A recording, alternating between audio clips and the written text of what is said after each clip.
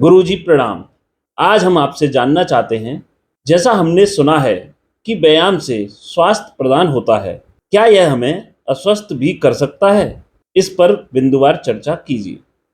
प्रणाम साथियों।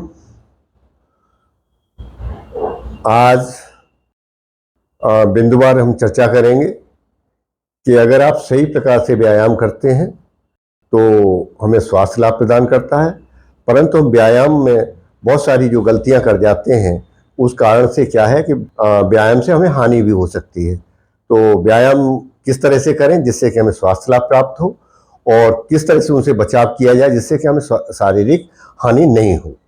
तो सबसे पहले हम आपको बताना चाहेंगे कि व्यायाम होता क्या है।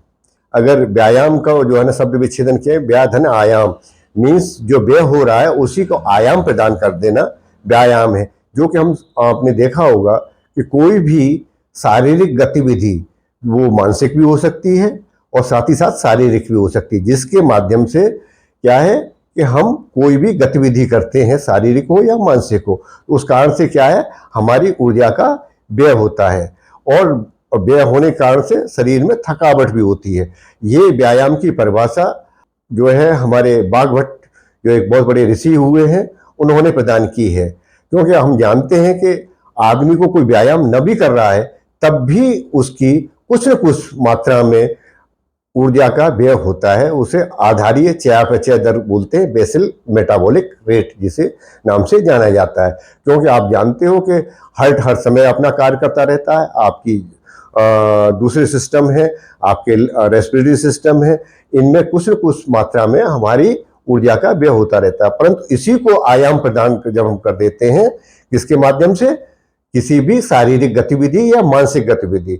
शारीरिक गतिविधि जब हम करते हैं तो इसका शरीर पर जो है असर कम पड़ता है, परंतु हम मानसिक गतिविधि करते हैं तो ये हमारे शरीर के अंदर ज्यादा थकावट लाती है और लंबे समय तक ये बनी रहती है। अब ये व्यायाम का काल कौन सा होना चाहिए, व्यायाम जिससे कि हमें इसकी हानि न हो, इसको अच्छा लाभ प्राप्त हो। व्यायाम जो है हमें किस काल में करना चाहिए, हम ऐसा नहीं है कि आप किसी भी समय व्यायाम कर सकते हैं। इसको जानने के लिए हमें बायोलॉजिकल वॉच और प्रकृति को भी समझना चाहिए। आपने देखा होगा कि पशु पक्षी दिन निकलने से पहले चहचहाने लगते हैं और अपनी गतिविधि आरंभ कर देते हैं, और दिन छिपने जैसे ही छिप जाता है तो उसके बाद अपनी गतिविधि भी समाप्त कर देते हैं। न तो वो भोजन लेते हैं और न ही फिर अपना जो है ना कोई भी शारीरिक गतिविधि आपने नहीं देखी होगी। तो इसी प्रकार से बागभट्ट जो ऋषि हुए हैं उन्होंने व्यायाम काल बताया, रात का अंतिम पहर के बाद जो है हमें व्यायाम करना चाहिए, तथा दिन के अंतिम पहर के बाद जो समाप्त हो जाता है उससे पहले ही कर लेना चाहिए। इसके बाद में अगर हम करेंगे तो हमें शारीरिक हानि होगी, और अगर आप ऐसा नहीं करते हैं तो फिर आपको शारीरिक जो अस्वस्थता को प्रदान ये करेगा। रात्रि का अंतिम पहर से मतलब ये है कि जब दिन निकल रहा होता है तब हम ये व्यायाम करेंगे। परंतु आपने देखा होगा ऋषि मुनि तो इससे पहले जो है व्यायाम किया करते थे, तो वो योग है। योग के अंतर्गत हमें जो ऊर्जा का बहुत ज्यादा आवश्यकता नहीं होती है। जैसे ही हमारी ऊर्जा की आवश्यकता बढ़ती है, आपने देखा होगा कि जैसे हम आसन भी करते हैं तो उसमें क्या होता है कि हम बीच बीच में शवासन और मकरासन वगैरह भी कराते हैं, जिससे श्वास प्रश्वास तेज होती है। तो जैसे तेज होने से हमारी ऊर्जा का ह्रास होने लगता है शरीर से, तो इसलिए उनसे व्यायाम और आपका यौगिक क्रिया जितनी भी हैं, यौगिक जितनी गतिविधि हैं वो अलग हो रहती हैं। तो आप उनसे इन दोनों का एक जैसा न समझें। व्यायाम की मात्रा जो है ना हमें कितनी रखनी चाहिए एक स्वस्थ प्राप्त करने के लिए, स्वास्थ्य को प्राप्त करने के लिए, तो हमें सामान्यतः अच्छे स्वास्थ्य के लिए अर्ध शक्ति से ही जो है ना व्यायाम करना चाहिए। और ये जो है ना पूर्ण शक्ति, ये जो है ना हमें कभी कभी हफ्ते में एक या दो दिन हमें पूर्ण शक्ति से करना चाहिए। तो ये अर्ध शक्ति और पूर्ण शक्ति है क्या चीज, अब इस पर हम आपको बताना चाहेंगे। अर्ध शक्ति कैसे पहचानेंगे, हमारी अर्ध शक्ति से हम व्यायाम कर रहे हैं। जब आप व्यायाम करते हो उस समय पर क्या होता है कि आपकी जो है कांख में और आपकी नाक पर, आपके माथे पर, शरीर पर जब जो है ना पसीना आने लगे और साथ ही साथ आप जो है ना नाक से सांस लेना जो है ना समाप्त करके आपका मुंह खुलने लगे, आपकी जो है ना जो ऑक्सीजन की जो आवश्यकता है वो पूरा नाक आपका न करना पड़े, नहीं कर पाए, तब ऐसी स्थिति को हम कहेंगे ये अर्ध शक्ति आपकी यहाँ समाप्त हो रही है।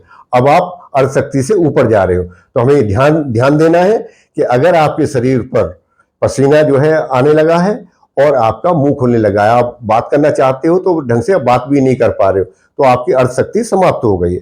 पूर्ण शक्ति को कैसे पहचानेंगे? आपकी पूर्ण शक्ति यहाँ पर आपकी जो हार्ट बीट है, आपकी जो है ना हृदय गति है, जब 180 से ऊपर जाने लगे तो समझ लो कि ये जो है ना आप आपकी पूर्ण शक्ति को जो है प्राप्त कर चुके हो। क्योंकि आप जानते हो कि जो बहुत ही मतलब रिनाउंड जो है आपके एथलीट होते हैं, उनकी जो है आपकी हार्ट बीट 40 से 45 हुआ करती है और वो 180 तक जो है अपनी लेके जा सकते हैं, क्योंकि वो ट्रेंड होते हैं। पर सामान्यतः जो ट्रेंड नहीं है, जो बिगनर है, उनको जो है ना 160 तक ही रखनी चाहिए। अगर इससे ऊपर ले जाते हैं तो उनको हानि हो सकती है। व्यायाम की हानि से बचने के लिए हमें ये ध्यान देना है। परंतु जो ट्रेंड एथलीट है वो अपनी हार्ट बीट को 180 तक ले जाके व्यायाम कर सकते हैं। अब हम आपको बताएंगे कि अति व्यायाम की हानि क्या होती है, या वो अपनी क्षमता से अधिक करेंगे। जैसे कि हमने बताया कि अपनी हार्ट बीट को 180 से ऊपर ले जाएंगे तो आपको इसका लाभ की बजाय हानि होगी।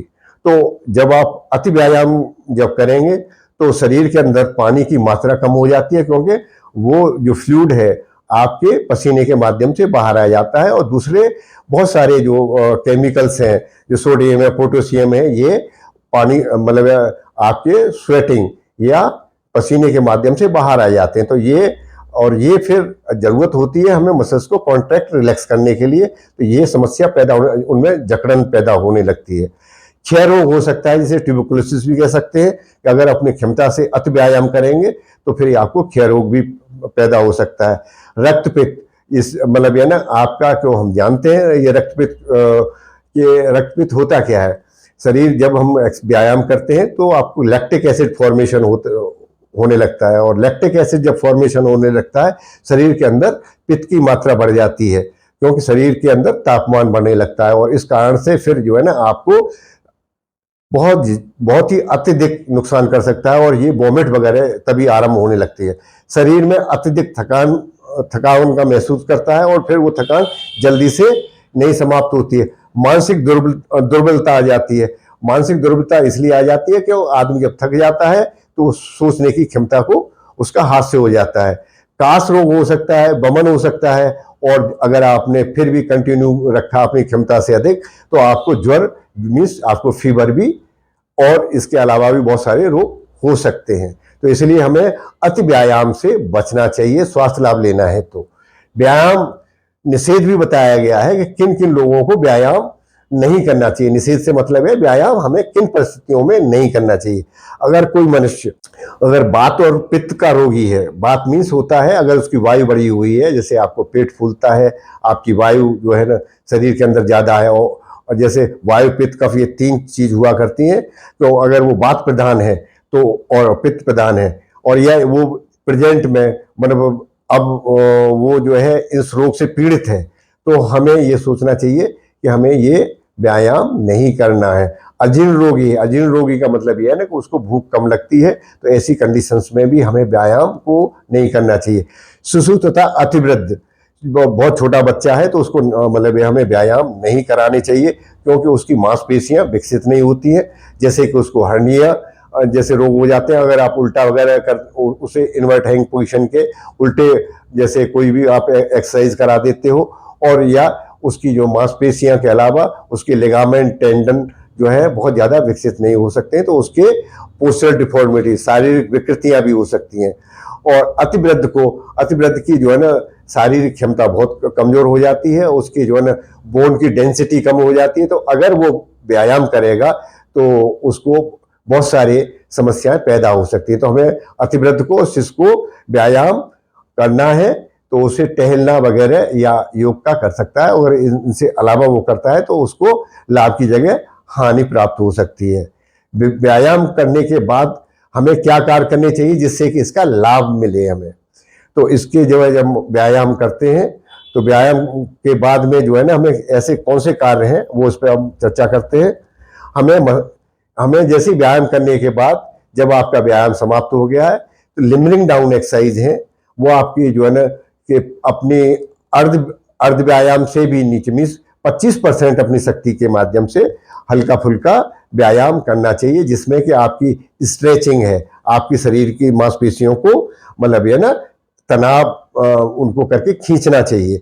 और साथ में मसाज जिसे अभंग भी कहते हैं हम करेंगे तो ये बहुत ज़्यादा अभंग मतलब ये मसाज करेंगे तो आपकी क्या होता है कि जो लैक्टिक एसिड जो फॉर्मेशन शरीर के अंदर हो जाता है वो डिप्लेटेड हो जाता है, मीन्स हट जाता है जल्दी से। वो आदमी अपने आप को अच्छा महसूस करता है और उसकी थकान समाप्त हो जाती है। और इसमें हमें ये ध्यान देना है कि जब हम मसाज करेंगे तो ये 3 जो ऋतु जो मुख्यतः होती है, वैसे ऋतु 6 होती हैं। अगर वो सर्दी है तो उसमें मसाज अधिक मात्रा में जो है कर सकते हो आप। वर्षा की ऋतु में है तो मध्यम माध्यम से करना चाहिए, और गर्मी का है तो उसको अल्प मात्रा में ही मसाज करना चाहिए। और आपकी सर्दी और बारिश के समय में आप तेल के साथ में भी मसाज कर सकते हो। बाकी जैसे गर्मी के अंदर हमें तेल के साथ मसाज नहीं करना चाहिए। और हमें साथ में ये भी ध्यान देना है कि व्यायाम के बाद जैसे मसाज करते हैं तो अगर वो इतवार का दिन है तो तेल के साथ में मालिश नहीं करना चाहिए, तो ये आपका टेम्परेचर बढ़ा देगा और आपके फीवर ला सकता है। और व्यायाम के क्या लाभ प्राप्त होते हैं तो वो एक एक करके आपको बताते हैं। सबसे पहले आपको शारीरिक तथा मानसिक शक्ति प्राप्त हो जाती है। शारीरिक रूप से और मानसिक रूप से आदमी फिट महसूस करता है, अपने आप को शक्तिमान महसूस करता है। शरीर के तत्व जो रस से लेकर सूक्ष्म धातु हैं वो उनका सुचारू रूप से संचरण शरीर के अंतर्गत होने लगता है।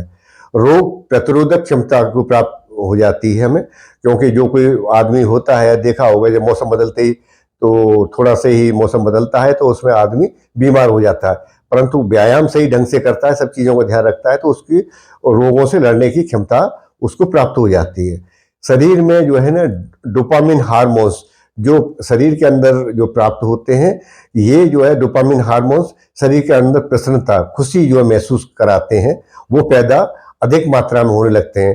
तो इस कारण से क्या है तो मनुष्य जो है तनाव जो शरीर में और मानसिक जो तनाव महसूस करता है उसमें कमी आ जाती है।